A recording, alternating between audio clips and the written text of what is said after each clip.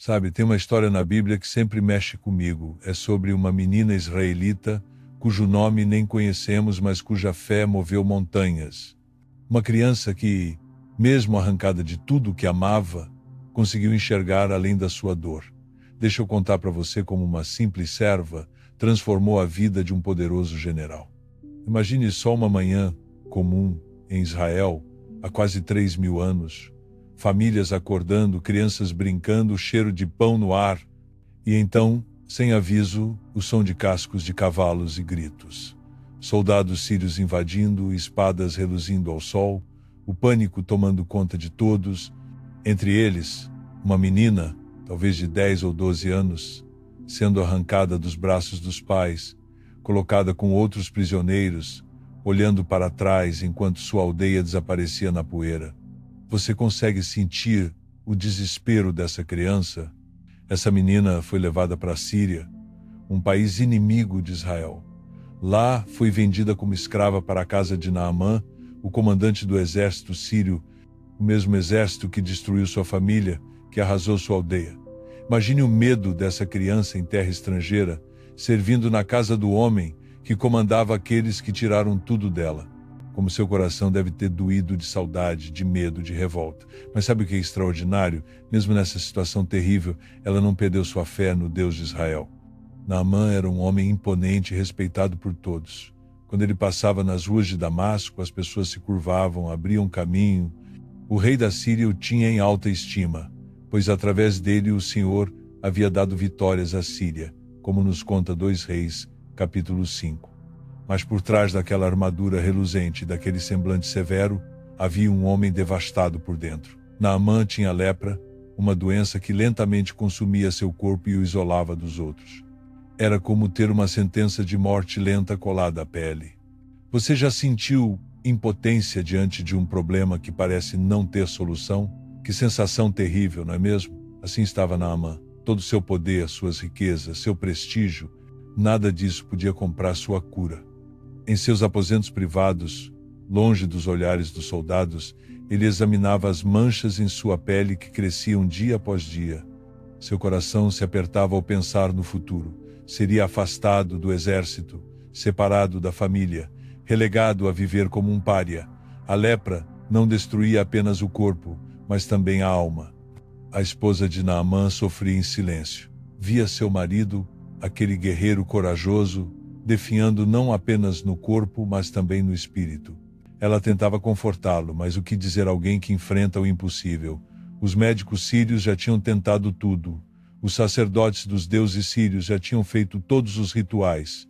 A casa que deveria ser alegre, cheia da glória das conquistas militares, agora estava mergulhada numa tristeza pesada como chumbo. Você já sentiu o peso de um ambiente assim? E foi nesse cenário de desespero que a pequena serva israelita notou a angústia de seus senhores. Ela via as manchas na pele de Naamã quando servia as refeições. Percebia os olhares preocupados trocados entre ele e sua esposa. Ouvia os suspiros pesados quando ele pensava estar sozinho. E algo extraordinário aconteceu no coração daquela menina. Em vez de alegrar-se com o sofrimento do inimigo, ela sentiu compaixão. Em vez de pensar bem feito para ele, seu coração se encheu de misericórdia. Dá para imaginar a coragem dessa menina? Um dia, enquanto ajudava sua senhora com os afazeres domésticos, ela respirou fundo e disse: "Quem dera estivesse o meu senhor com o profeta que está em Samaria. Ele o curaria da sua lepra." Palavras simples, mas cheias de fé. Aquela criança escravizada, sem nome, sem direitos, sem voz na sociedade, arriscou-se a falar. E, mais impressionante ainda, a esposa de Naamã parou para ouvir. Quando Deus quer agir, ele usa as pessoas mais improváveis, não é mesmo? A notícia chegou a Naamã como um raio de esperança em sua escuridão. Um profeta em Israel, cura para a lepra? Ele, que já tinha tentado tudo, agarrou-se a essa possibilidade. É interessante como às vezes nossa última esperança vem do lugar mais inesperado, não é? Naamã foi ao rei da Síria, contou-lhe sobre o que a serva havia dito. O rei, que valorizava seu comandante, escreveu uma carta ao rei de Israel e enviou Naamã com presentes suntuosos, 10 talentos de prata, 6.000 peças de ouro e 10 mudas de roupa. Imagine a caravana impressionante cruzando a fronteira para Israel. Naamã, o temido general sírio, agora vinha não como conquistador, mas como suplicante. Chegando à presença do rei de Israel, entregou a carta que dizia: Logo que receberes esta carta, saibas que eu te enviei Naamã, meu servo, para que o cures da sua lepra. O rei de Israel entrou em pânico, rasgou suas vestes e exclamou: Sou eu Deus que pode matar e dar vida? Por que me envia este homem para que eu o cure da lepra? Vede como ele procura pretexto contra mim. O medo do rei de Israel era compreensível.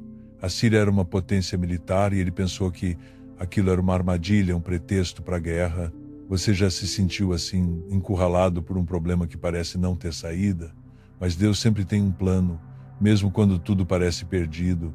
Quando Eliseu, o homem de Deus, soube disso, enviou uma mensagem ao rei: Por que rasgaste as tuas vestes? Deixa que ele venha a mim, e saberá que há profeta em Israel. Naamã então se dirigiu com seus cavalos e carros à porta da casa de Eliseu.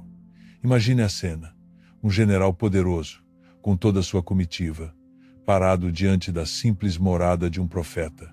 Naamã esperava um grande espetáculo, talvez rituais impressionantes, palavras místicas. Afinal, ele era um homem importante, mas o que aconteceu? Eliseu nem saiu para recebê-lo. Apenas enviou um mensageiro com instruções: Vai, lava-te 7 vezes no rio Jordão, e a tua carne será curada e ficarás limpo. Aquilo foi demais para o orgulho de Naamã. Ele ficou furioso. Pensei que ele sairia ter comigo, invocaria o nome do Senhor seu Deus, moveria a mão sobre o lugar da lepra e me curaria. Não são porventura melhores os rios de Damasco que todas as águas de Israel? Não poderia eu lavar-me neles e ficar limpo? E cheio de ira, virou as costas e partiu. É interessante como nosso orgulho muitas vezes nos impede de receber as bênçãos mais simples, não acha? Graças a Deus, Naamã tinha servos sábios que o amavam. Eles se aproximaram e disseram: Meu pai, se o profeta te mandasse fazer alguma coisa difícil, não a farias? Quanto mais dizendo-te ele: Lava-te e ficarás limpo. Às vezes, precisamos de pessoas assim na nossa vida, que nos ajudem a enxergar, além do nosso orgulho ferido, que nos falem a verdade com amor, pessoas que nos lembrem que a humildade é o caminho para a bênção. Naamã, então, desceu ao rio Jordão. O grande general, desarmado de seu orgulho, entrou nas águas barrentas, 1 vez, 2, 3 vezes. A cada mergulho, talvez pensando: isso é loucura. 4, 5, 6 vezes. E nada acontecia. Será que tudo aquilo era em vão? Será que tinha sido enganado? Mas ele completou 7 mergulhos como o profeta havia instruído. E quando emergiu pela 7ª vez, oh, que momento! Sua pele estava completamente restaurada, como a carne de uma criança. Você consegue imaginar a emoção desse homem? O coração de Naamã transbordou de gratidão e admiração. Ele retornou com toda a sua comitiva à casa de Eliseu. Desta vez, não era mais o general arrogante, mas um homem transformado pela graça. Ele declarou: Eis que agora sei que em toda a terra não há Deus senão em Israel. E ofereceu presentes a Eliseu, que recusou aceitar luz. O profeta não queria que Naamã pensasse que a cura de Deus podia ser comprada. A graça divina é sempre um presente, nunca uma mercadoria. Naamã então pediu que lhe permitisse levar à terra de Israel a quantidade que 2 mulas pudessem carregar. Na mentalidade da época, os deuses estavam ligados ao território. Ele queria aquela terra para poder adorar ao Deus de Israel em sua própria casa e fez um compromisso: nunca mais oferecerei holocausto nem sacrifício a outros deuses, senão ao Senhor. Uma transformação completa do corpo à alma, da lepra à fé, de inimigo de Israel a adorador do Deus de Israel. Pense nessa jornada extraordinária. Tudo começou com uma menina escravizada, arrancada de sua terra, que poderia ter guardado amargura e ódio. Sua fé simples e suas palavras gentis foram a primeira peça de um quebra-cabeça divino que levou à cura física e espiritual de Naamã. Como diz Isaías capítulo 55, versículo 8. Os meus pensamentos não são os vossos pensamentos, nem os vossos caminhos, os meus caminhos. E o que aconteceu com a menina? A Bíblia não nos conta o desfecho de sua história, mas podemos imaginar que, após a cura milagrosa de seu Senhor, ela deve ter sido tratada com muito mais respeito e gratidão. Talvez tenha continuado a compartilhar sua fé, a ser uma luz em terra estrangeira. Seu nome não ficou registrado nas páginas sagradas, mas seu ato de bondade mudou histórias e ainda hoje nos ensina. Sabe o que essa história significa para a nossa vida? Que Deus pode usar qualquer pessoa, em qualquer circunstância, para realizar seus propósitos. Mesmo quando estamos no nosso momento mais difícil, quando parece que tudo deu errado, podemos ser instrumentos nas mãos de Deus. E também nos lembra que às vezes precisamos deixar nosso orgulho de lado, como Naamã, e aceitar que os caminhos de Deus nem sempre são os que esperamos ou entendemos. Quando penso nessa história, me pergunto, onde estou nela hoje?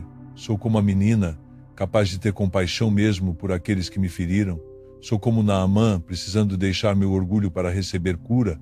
Ou talvez como os servos de Naamã, que gentilmente o ajudaram a ver, além de sua raiva?